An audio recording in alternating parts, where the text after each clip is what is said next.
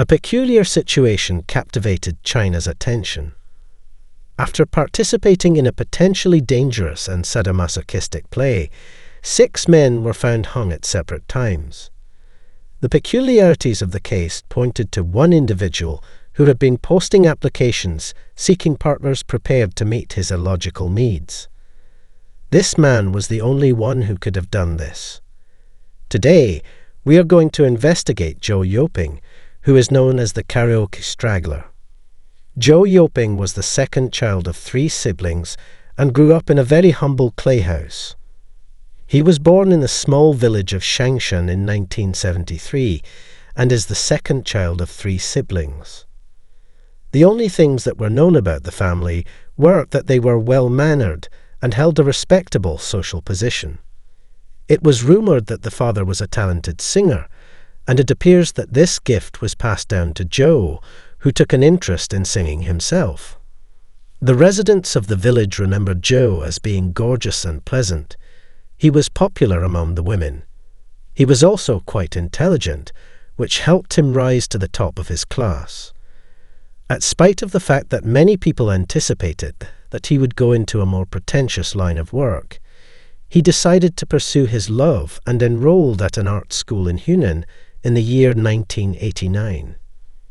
He concentrated his academic efforts on the development of his vocal voice, and at the age of 16, he became a member of a group known as the Huwagi Opera Troupe.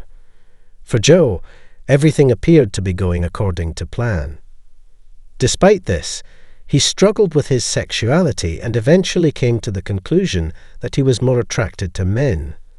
However, he was hesitant to admit it bluntly for fear of being rejected and disowned by his family. This was the reason behind his reluctance. One of Zhou's other acquaintances recalls him expressing in the past that all he really wants in life is to meet a girl, have a regular life, and fall in love with her. Zhou was supposedly made fun of due to his feminine demeanor and personality, yet he continued to live his life as if everything was normal, focused on his work as the leading singer of the opera troupe. This was despite the fact that he was the target of the jokes. Under the stage name Daijin, Zhou performed in karaoke halls throughout Xiangxiang and Changsha, where he became well known for both his singing ability and his attractive appearance. It was stated that Zhou led a lavish lifestyle and frequently brought home men whom he regarded to be his boyfriends. His father passed away in 1994 after he had been brutally murdered by a group of individuals for reasons that are unknown.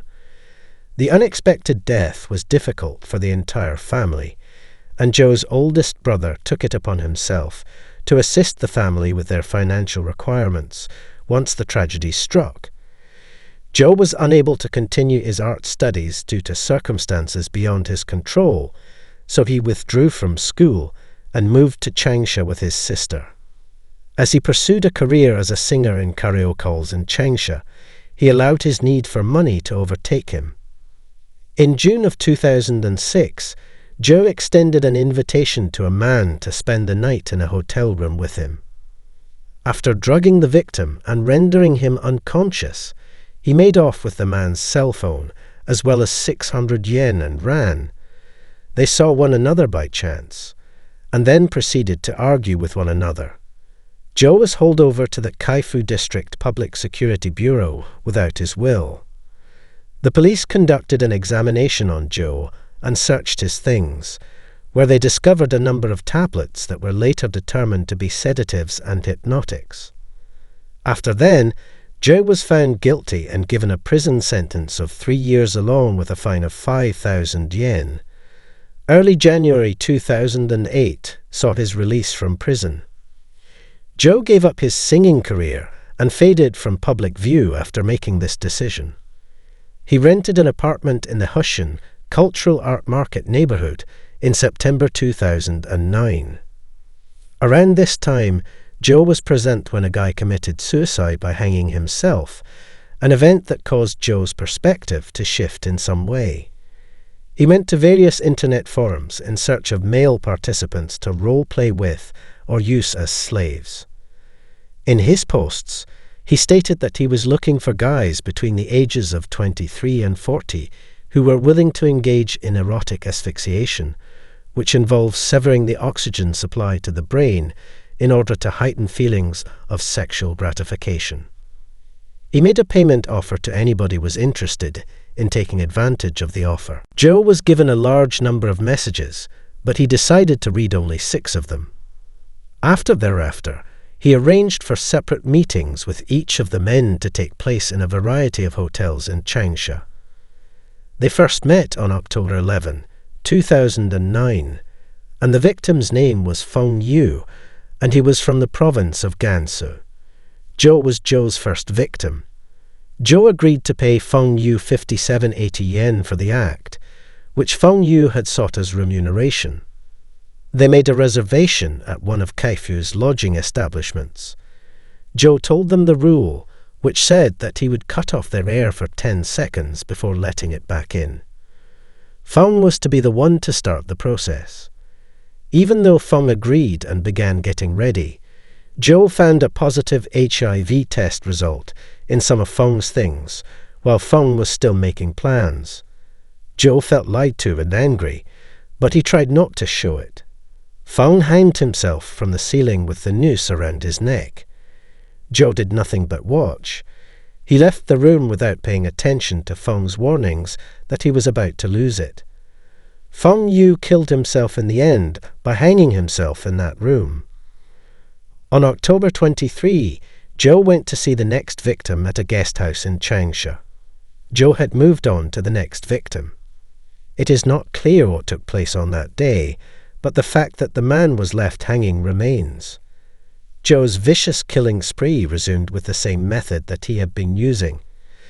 In spite of the fact that he had stated that he would pay his slaves, Zhou is said to have later revealed that he had no intention of doing so and just desired pleasure from their exploitation of him. On November 4th, a room in a hostel in Husham was searched and a naked body of his third victim was discovered hanging from the ceiling. 11 days after that incident, on November 15th, another guy was discovered dead from hanging at a guest home located on Cheongchun Road. According to a number of different stories, Zhou is said to have been responsible for the deaths of 2 further people between the 11th and 26th of November of the same year. It is reported that each of the victims met Zhou, put the noose around their own necks, and then watched as Zhou took joy in watching them writhe in pain as they attempted to free themselves from the noose. They most certainly discussed and agreed upon code phrases or signals to use when they had reached their breaking point. However, Zhou most likely disregarded these and left, abandoning the other guys to their deaths. After noticing something strange going on during the sessions, 2 other men left quickly. As each of the 6 killings followed the same pattern, the police began to suspect that there was a link between them. The authorities attempted to investigate the locations where the bodies were discovered, but they had a tough time doing so because Zhou had reserved the rooms under aliases. After that, they investigated the histories of the victims and discovered a common denominator. All of them intended to see Zhou.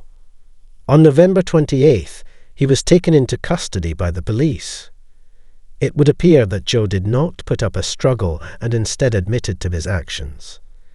The situation received a lot of attention in various internet forums.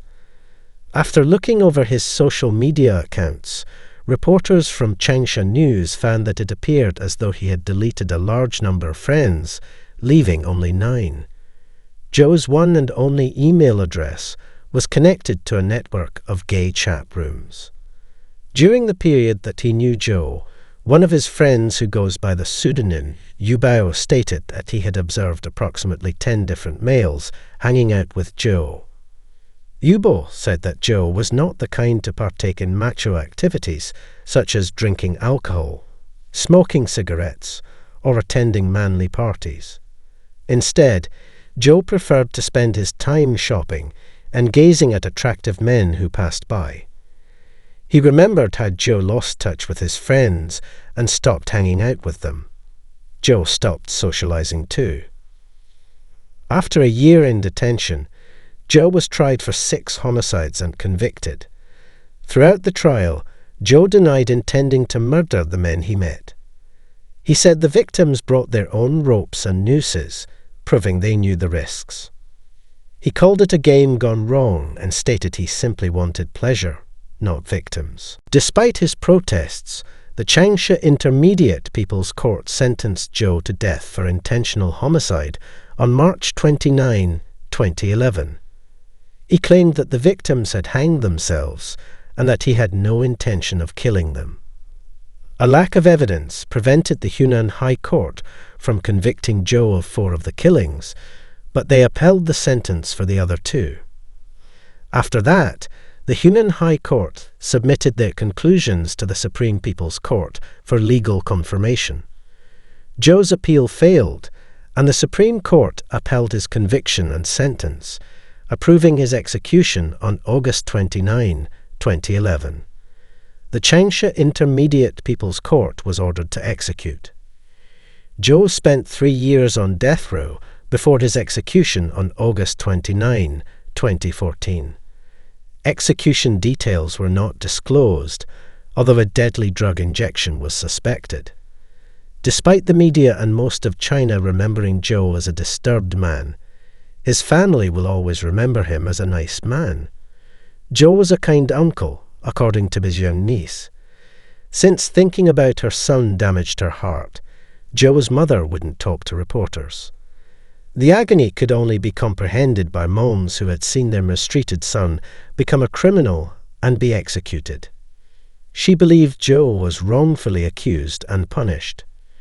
Zhou Li, Zhou's cousin, thought similarly. Zhou Li believed he could never have killed people for fun. Were the fatalities truly accidental? If so, did Zhou not call the police because he was too embarrassed to do so? If not, was he a wolf in sheep's clothing the whole time? That brings today to a close. We appreciate you watching.